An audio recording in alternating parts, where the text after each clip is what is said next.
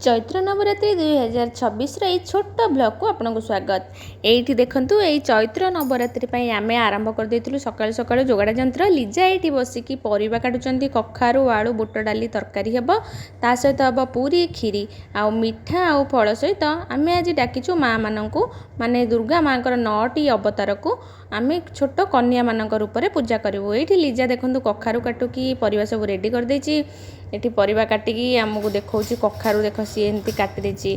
तो ये रिसु कौन करिना सकाल उठिकी अंगूर बस अंगूर ताको भारी पसंद प्रिय तार अंगूरटा बहुत। यही देखूँ तापर 10टा 11टा बेलू आमको सकाळू निमंत्रण करूँ जेहेतु आउ थे डाक गलापर कन्या मैंने आसिले माँ रूप नहीं कि तो माँ 9टी रूप को 9 कन्या मध्य आम भाविकी पूजा करूँ।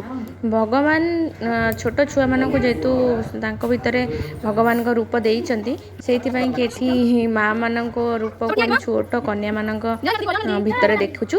तापर सबू आमर कार्यक्रम सरला माँ मैंने विदाय नहीं कि जाउछंती।